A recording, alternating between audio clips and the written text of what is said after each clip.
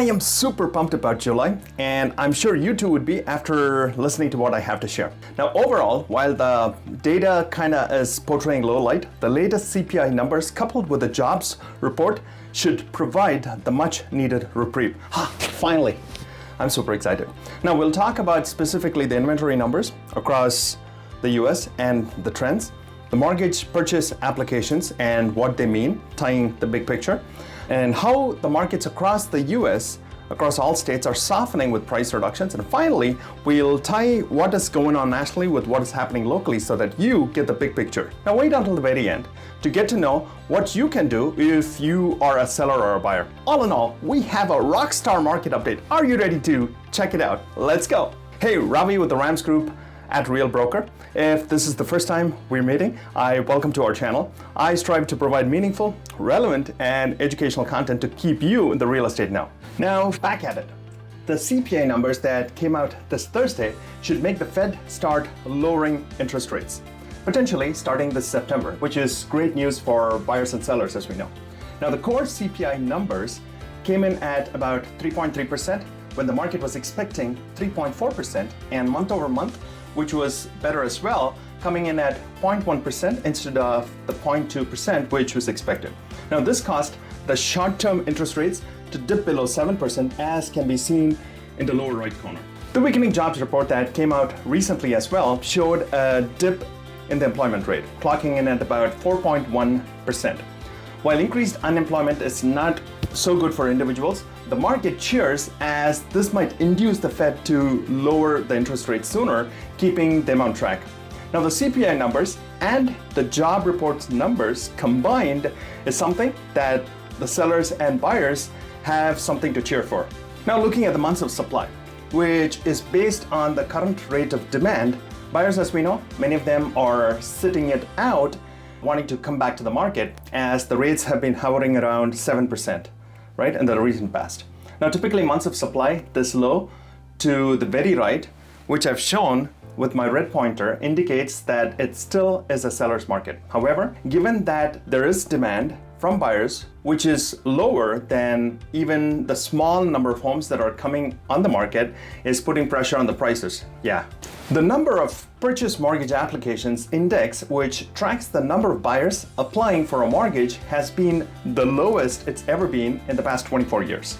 Now the reason is that some of the sellers who want to sell cannot afford to sell and buy at the current interest rates, while other sellers simply refuse to trade their 2% or 3% mortgage rates for a 6 or a 7% prevailing rates, that is.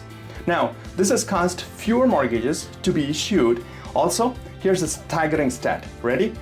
Of all the people who have mortgages outstanding, 58% of them have rates 5% or less.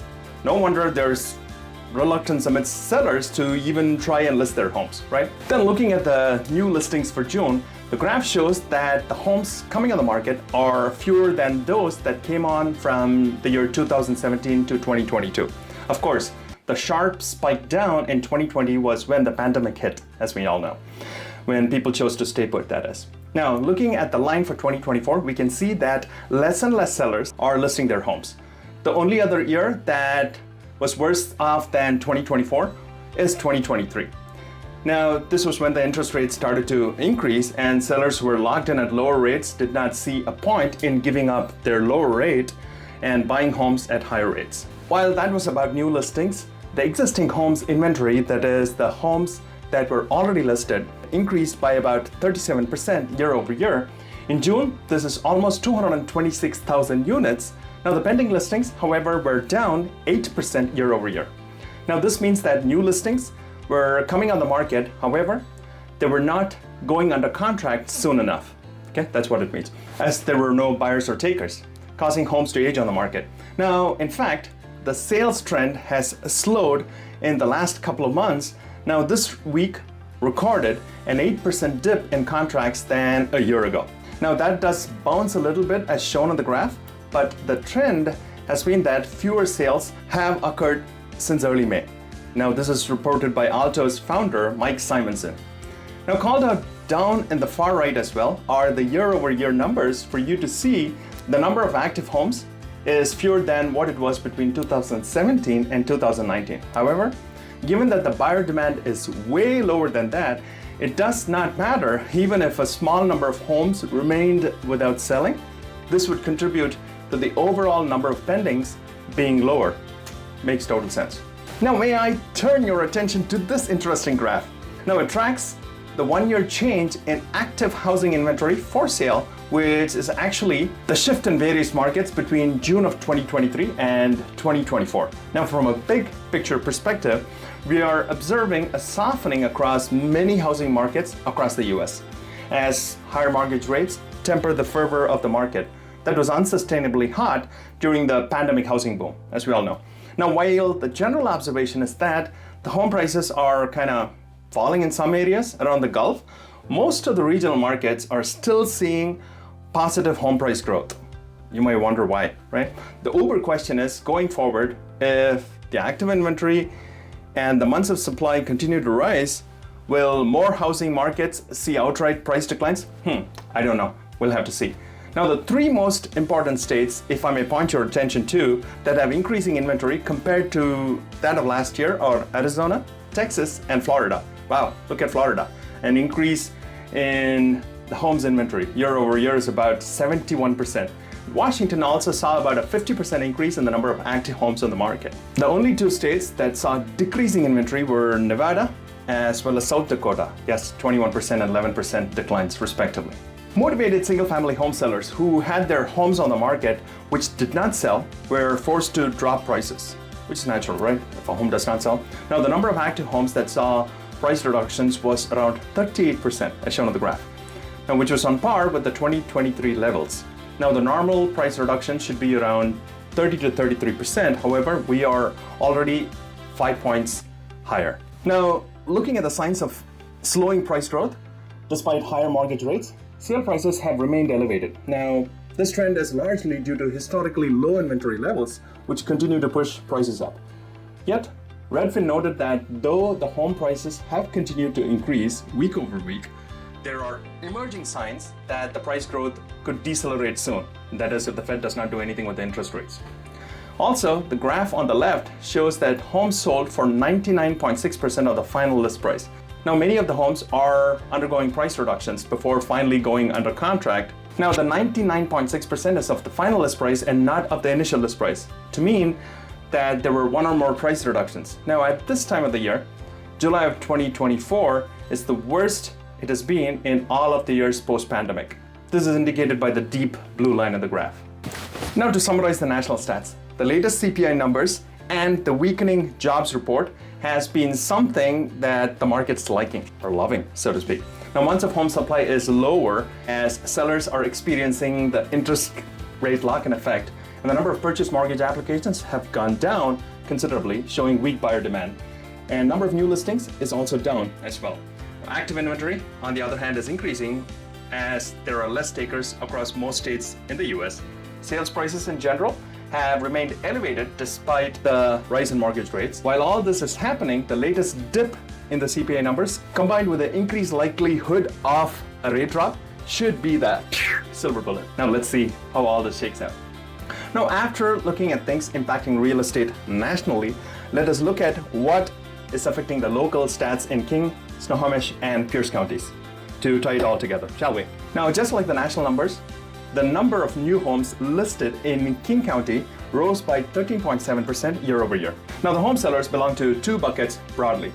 Those who want to sell and their situation demands it, and the other bucket of sellers who want to make sure that they leverage the lower inventory still and hope to get higher prices. This number is modest compared to what was going on in 2021 and 22. Now, the number of condos for sale in King County also saw an increase of about 21.3%. Now, switching gears, Snohomish and Pierce counties also saw modest increases in the number of new listings for single-family homes. However, more condos came on the market in those counties as well. Now, the data for all the three counties are attached below for you to look at. The number of pending listings increased year over year by 10.9%. Less number of homes are going under contract than those coming on the market.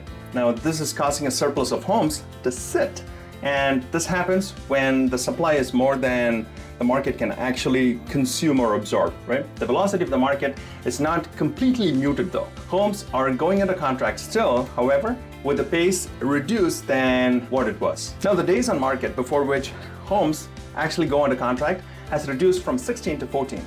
This means that homes on average are going under contract sooner. However, the decreased pending sales will soon catch up to push the numbers higher, which is logical, right? Now, August numbers, as soon as they're out, will let us know the complete story. As we know, what shakes out from the Fed with respect to news will just stir up buyer or seller action, vice versa. We're keeping an eye on it and we'll keep you posted. Now, the median price of homes in King County has gone up 4.4% and is now at $975,000. While pundits have been saying that home prices will drop this year, the data goes to prove that home prices are increasing, especially in the Pacific Northwest. Now, not at the pace it was during the crazy sellers market of 2021 and early 2022.